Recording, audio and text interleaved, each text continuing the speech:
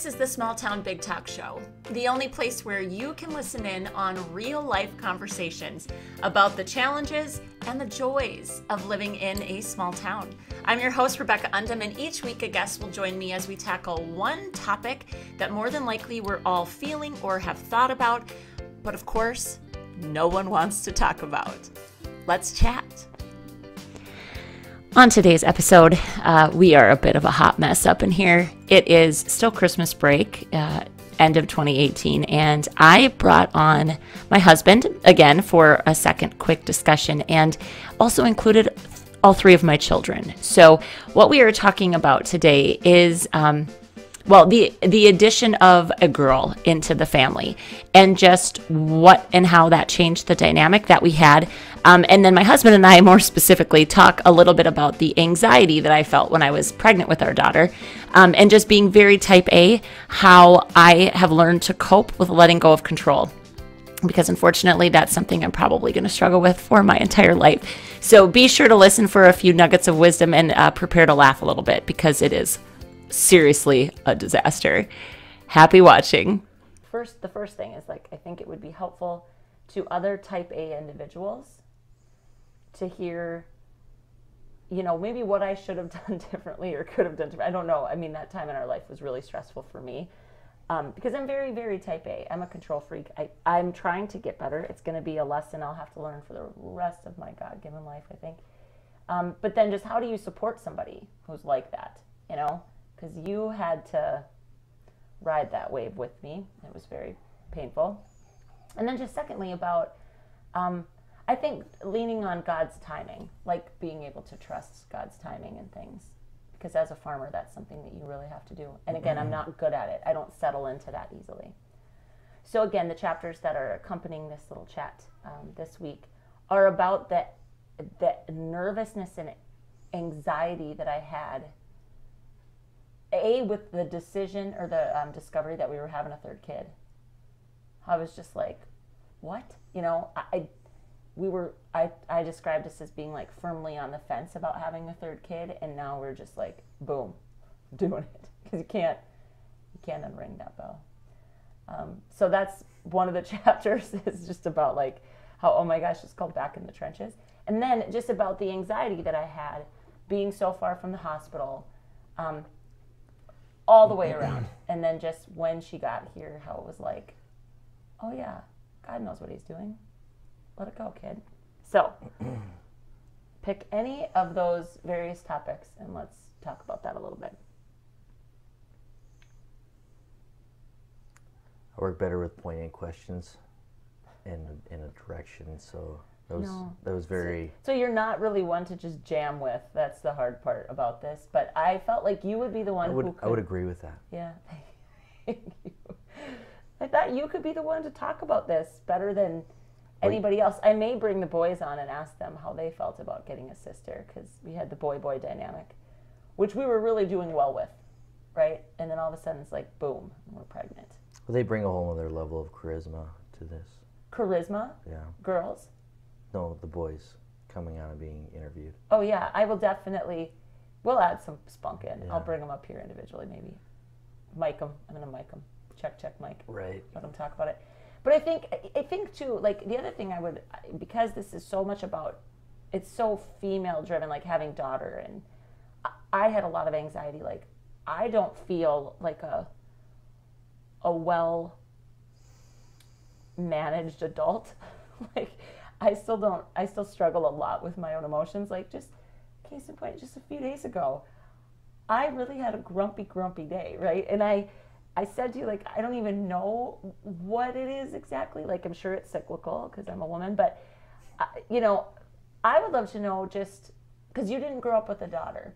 So let's go this direction. Or a sister, you mean? I mean a sister. Yeah, of course you didn't grow up with a daughter. I meant a sister. Mm-hmm. What do you think having a girl of your own is going to teach you or show you?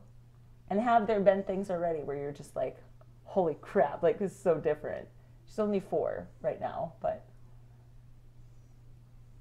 Because you have made comments to me about,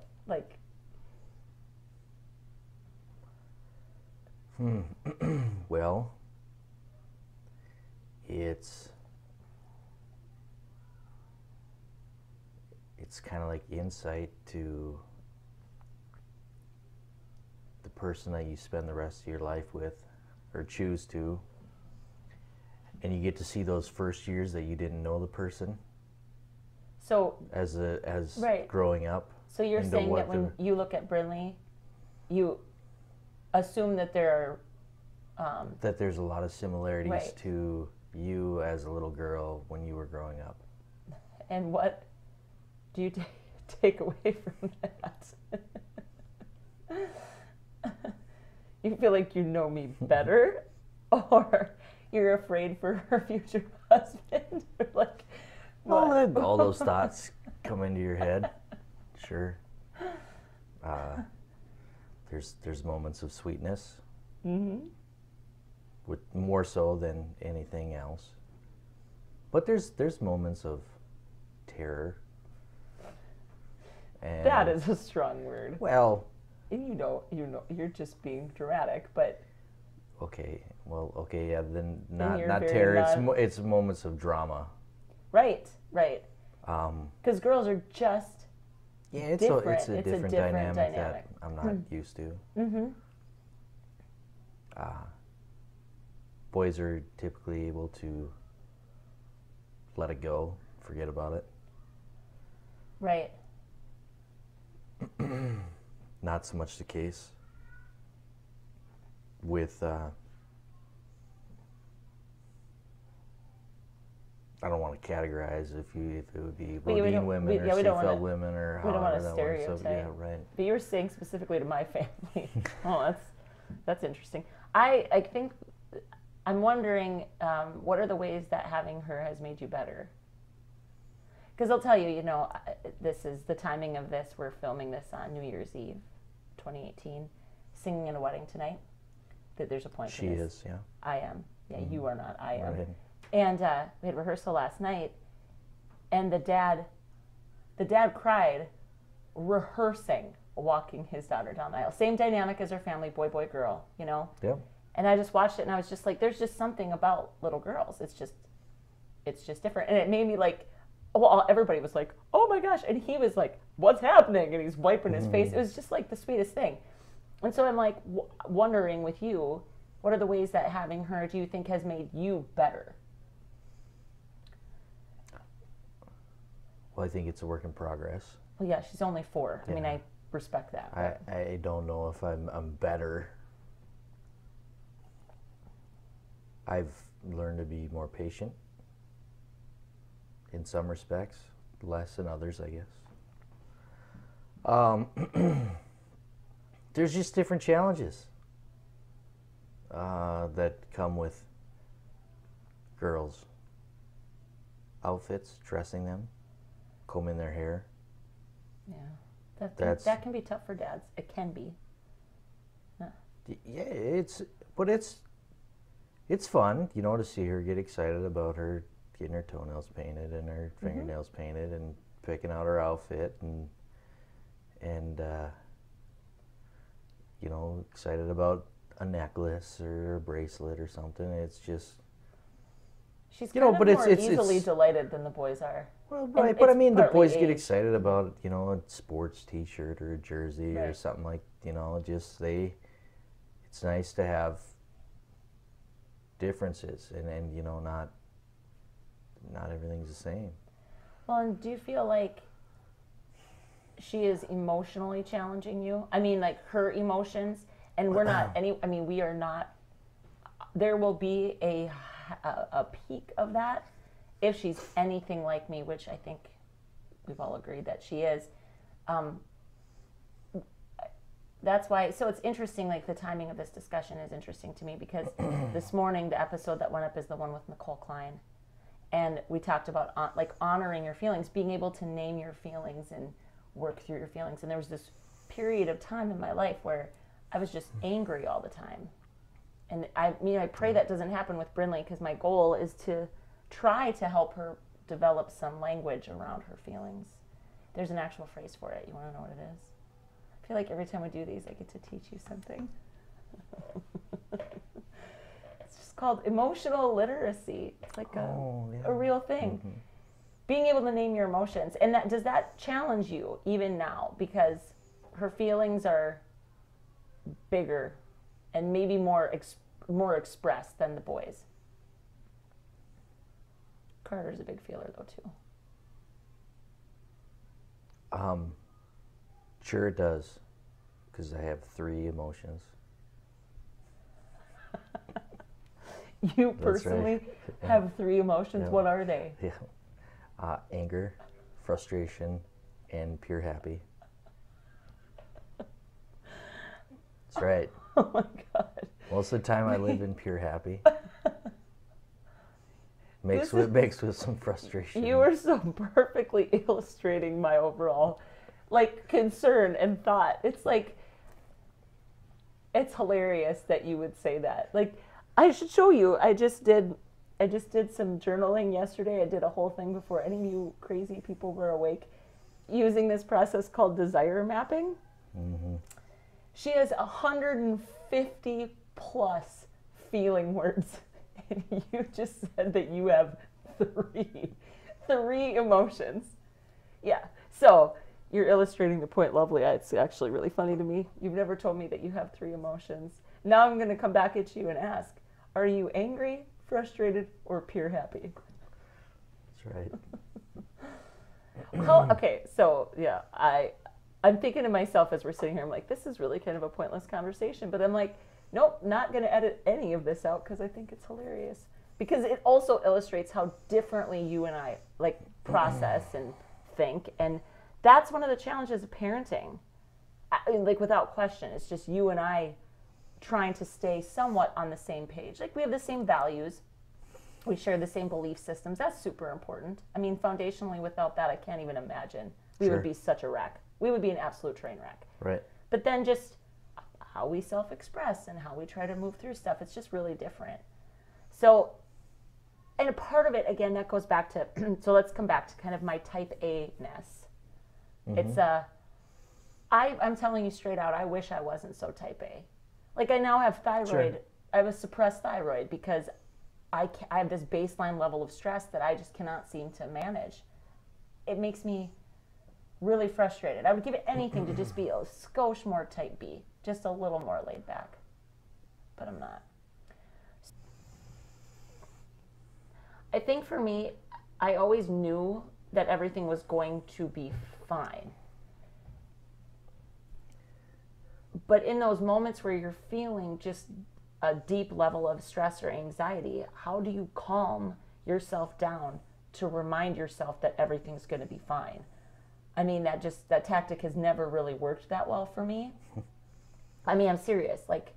I think I've gotten better because I've got some specific practices and things that I try to do. But a part of it is awareness of it. Again, going back to emotional literacy, you have so many more than 3 emotions, sweetheart. I mean, I love you. I understand. I love you to pieces. But the idea that, to say, okay, this is what I'm feeling. Why am I feeling this way? And then kind of doing the whole mental processing, what is within my control here? What is not? And then... I guess I don't let myself overthink this stuff. Yeah, see, and I'm just a classic overthinker. I mean, truly. Because it doesn't serve me well. It doesn't serve me well either. So you just handle the situations as they come. You try and plan the best that you can, navigate through or think about the potential scenarios that may or may not happen. But for the most part, we had a plan. Yeah, it involved you zip tying the baby's umbilical cord if it Right. was delivered on the road. Yeah. And that was the plan. I mean, the doctor had walked me through some stuff. I was comfortable To your credit. with the situation. To so your credit. It's That's the whole thing is, so it's interesting. This is such a theme throughout my life. I mean, no kidding. I really struggle to relinquish control. I do. And I would say it's one of probably my biggest vices as a human. because in the book, I actually give you a big nod of credit. Like, I remember having that whole conversation. It was at the 36-week appointment. You came to my, it was like, so we're in the window now, because we had Carter at 37 weeks. Right. And I remember, walking through that with her, like, what has to happen then if, and she was like, okay, let's talk about this. Dr. Sorley's just awesome. And when you said, like, what do I use to tie off the umbilical cord? And you're like, I think you're the one that suggested zip ties. She wouldn't have suggested that. Because did she say what, string? Did she say that? Something like that, yeah. And you were like, what about zip ties? And I remember just being like, oh my God, my baby in the back of our vehicle and Jeremiah's going to zip tie. And I just felt like, this isn't funny to me. Like, it's funny to read. But when you say you were comfortable, I actually gave you the credit of, like, if this were to happen, you really would be good. You'd be so good under that kind of pressure. And that gave me a little bit of, like, okay, it'll be fine. But holy But there's balls. nothing you can do about it. If we would have had a kid that was meant to be born in the back of our vehicle, first of all, it wouldn't be the first kid ever born in the back of a vehicle. We would have been headline making. Sure. Yeah. Which I'm but- all about a headline. I mean, come on. Right. Not so much. I'm not so much. It just is what it is. I took the time, talked to some local law enforcement agents, said, hey, this is my situation. What can I do? How fast can I drive? Who do I need to call? Got the answers. Right. And fortunate enough, we didn't have to do any of that. I know. So, and so for me, it ends just, up, and that's what worry is. It's just a lot of misspent energy, And again, I'm telling you, I completely appreciate that. I just think it's interesting to be married to somebody that doesn't. You're a control freak in other ways, though. I mean, I think we okay. Everybody probably likes some level of control over certain things, but Sure. This was just very specific because it was a very specific time in our life, and I had a lot of fear about, like, how am I actually going to handle a third kid? Like, how is this going to work? Well, our first discussion on this little talk show was about being Team Undum. Mm-hmm. And as much as we just described, like, you had come to my appointment with me, so we had a plan. That was a time where I still felt very alone in my anxiety. Mm-hmm. Because even though I knew you had me, like you had my back, you were gonna be there for me, you were gonna do whatever it took or whatever. Pregnancy is a strangely lonely feeling. If you're struggling with things, like it's just, and you can talk to other people about it, but like, if they're not wired like you, I'll never forget, talking to people about my anxiety, and they would just be like, some people would be like, well, your body's made to deliver babies. You'll be fine. You can deliver it anywhere. And it's like, thanks for your support. Just, it's one of those things. And I think this is common with everybody, actually, no matter what the experience is. We all experience our own things, our own way. And and that's why it feels lonely, And if you try to reach out and you reach out to the wrong person, like they don't get it, then they respond in a way that makes you feel like you're actually nuts, where you already maybe felt kind of shitty to begin with, right? Mm-hmm. So I wanted to talk about it. Well, again, the chapters go up, and to me, there's a point. There's a point to it, like this whole idea of being able to trust that everything is going to work out okay. I think it also is really important that you find the right people to have those conversations with. And the right people are the ones that don't lay any of that crap on you. Like, none of this, well, you should feel this way or you should feel that way. Or, well, just consider yourself lucky, or at least you have and then fill in the blanks, right? It's all the things that make you feel smaller or silly for feeling the way that you feel. And I don't know, it's just, I just think it's something, especially, and this is kind of like a shout out to my type A friends, I would say today. The things that I have done, like journaling, is a really big part of, and some of this will piggyback off what Nick and I talked about. She as a doctor, we talked in Nick's episode about how your body will, like unresolved or unaddressed feelings will manifest physically. Like physical pain can happen in your body because of feelings that you're not addressing.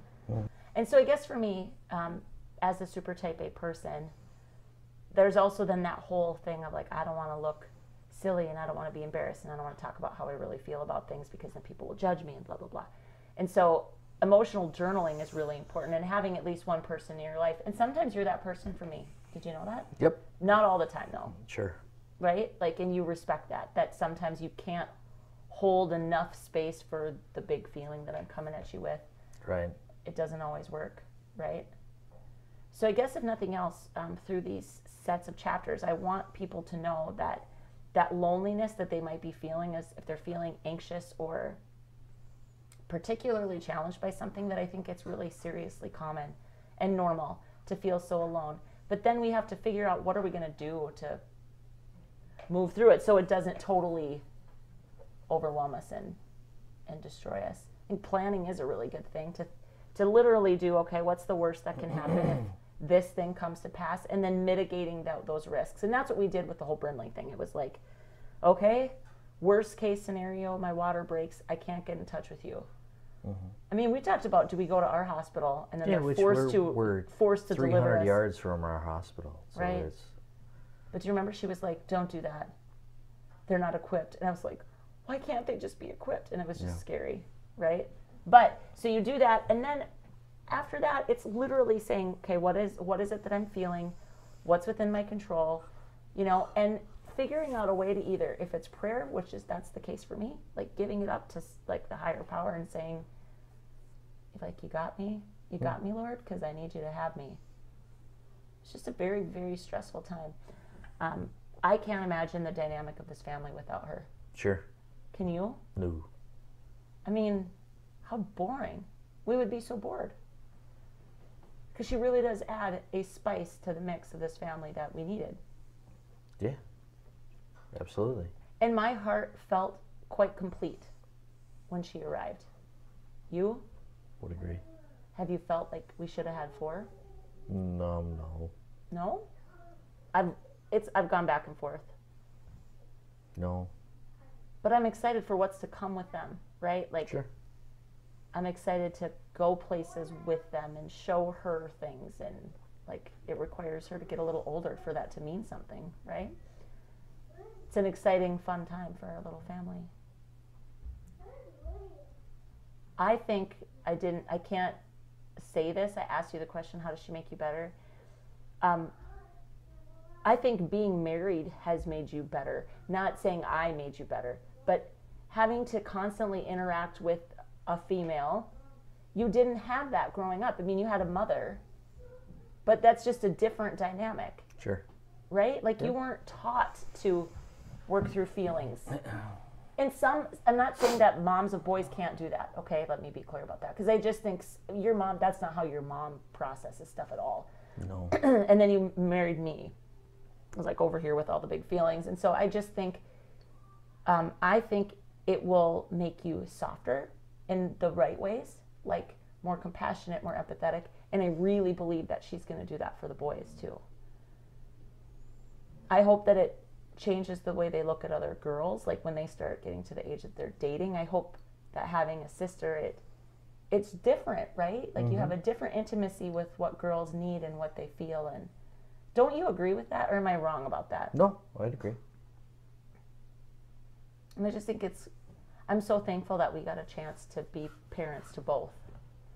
Yeah, right. Because she challenges me, because when I see her yelling at the boys exactly the way I yell at the boys, I just go, ooh, you know. It's one of those things that all of our kids are always watching us, but she will really particularly have her eye trained on me. Right. Because I'm her mom. And I have a lot of doubts about that. Like, I am not equipped. Like, who am I to raise a girl? I'm a hot mess. But I think it's partly for me, hopefully, my job is to help her know that everybody feels like that at times, right? And that she's not any messier than anybody else. Should be fine. She will. She'll be great.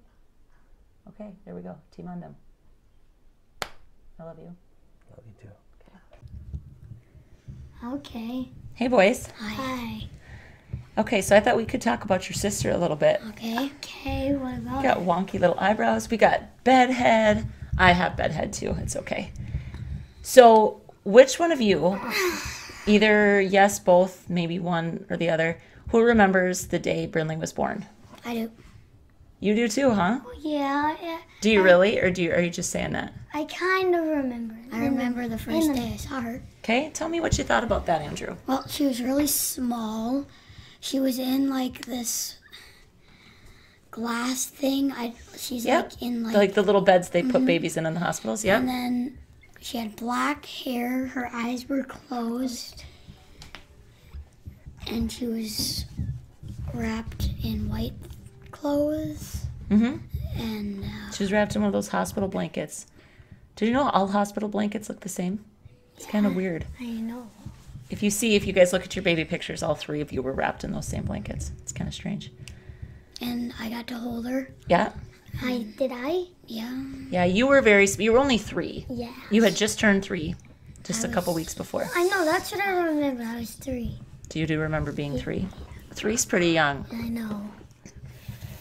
There was 7. What about, let's talk about, so you remember, what did you feel when you first saw Sissy? Happy? Did you? Yeah, same with me. Yeah, I did. But I knew I'd get a lot less attention. Did you know that? Yeah. Well, you had already been through it once, right? Yeah. Because you were already big brother. Yeah, but I get less attention than I used to. And were you okay with that? I mean, yeah, but like now she gets a lot of attention and Christian cries. Speaking of Brinley, she just keeps, oh, you're dressed. Good job. She just keeps interrupting. You need to go get your glasses on and then you can come back in here if you want. But Brinley, don't come in this room, okay? It's okay. She's fine. Go put your glasses on and then you can come back, okay? Are you done? No, we're not done. We're actually recording right now. Are you done with your thing? We're not. No, we're not. So go get your glasses, okay? All right. Don't play with that. This Can you get us candy now? in a minute, Brinley, and when we're done. Thankfully, I can edit all of this out. It's going to take a lot of editing because she interrupted me and Dad too. Okay, so you said now she gets a lot of attention, but what about you have said to me before, like, you can't imagine our family without Brinley. Yes. I just said that to Dad too. It wouldn't be the same though. What do you feel like having a little sister does for you? Well, I seem like all she does is like sometimes she acts bossy. Okay. Well, she punched me. Yeah, so now she's standing here saying that you punched her. That's why she's bossy. No, hey, I didn't punch. She's kind of a dictator. She is a little bit of a dictator. You punched me on the butt, though. No, You punched her on the butt. Yeah, okay, that so would be Dad. We're not talking about that. I'm just asking in general, not specifics, but in general. What does having a sister in your family do for you as a boy? Like You are covering up your brother. Can you look and just make sure that I can see what your face is? Thank you. She has a lot of toys. Yeah, and then I don't know. Like she has a kitchen. So you feel like she takes things from you? She takes things from you? No, she doesn't take things from us. She just uses a lot of space and stuff. I don't know. How does she make your life better? Is really what I'm looking for here. Not how does she make how does she make your life harder? How does she make our lives better? I don't know. Well, she gives us hugs and kisses every night.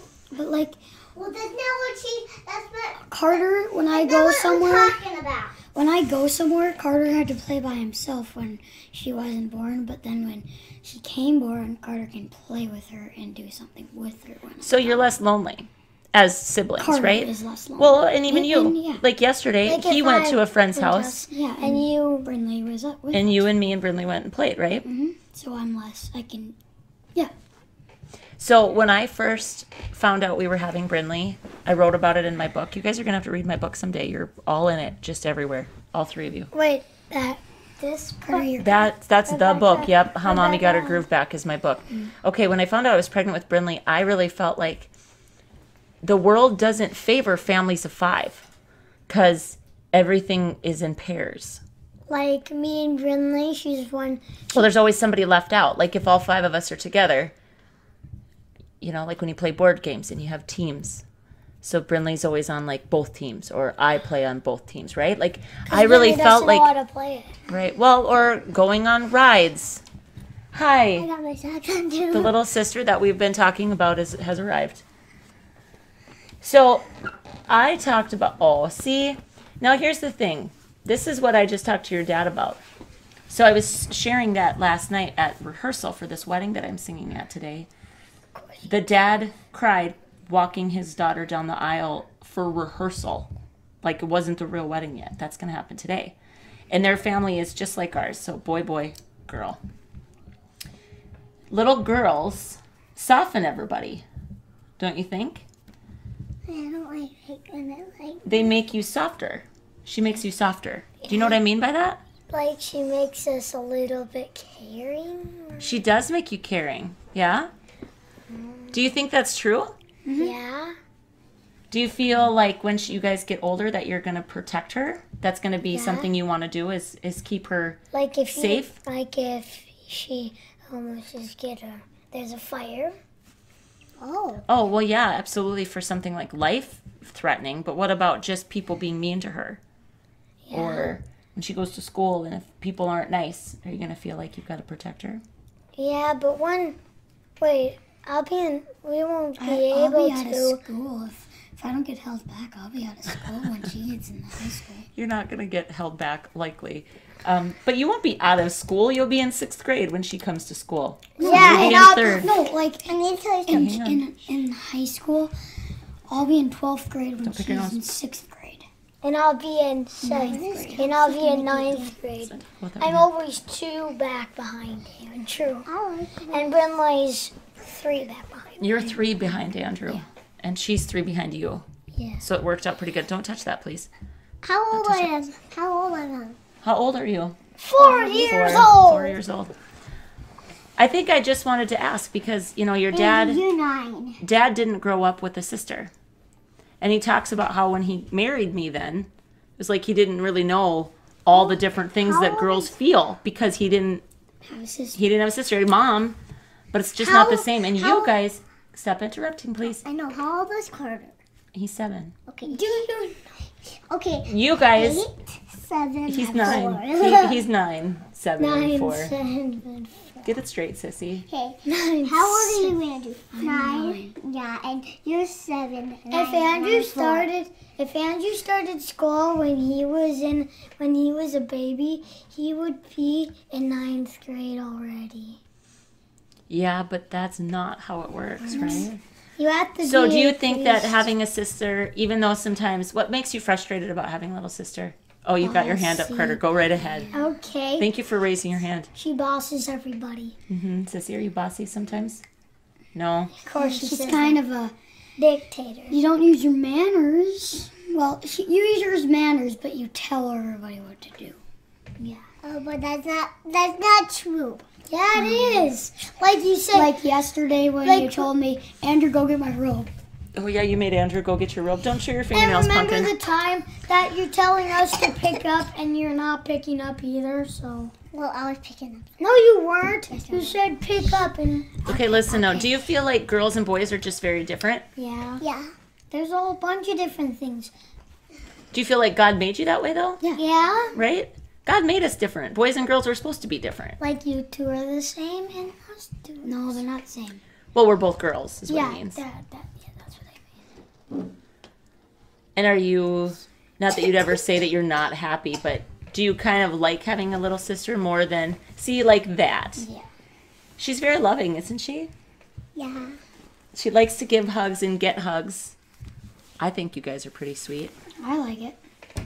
I like how. Oh, thank you. Oh. Huggies for mommy too. Okay. And Should we end our interview with just a lot of group hugging? Yeah. Okay. Yeah. Bye.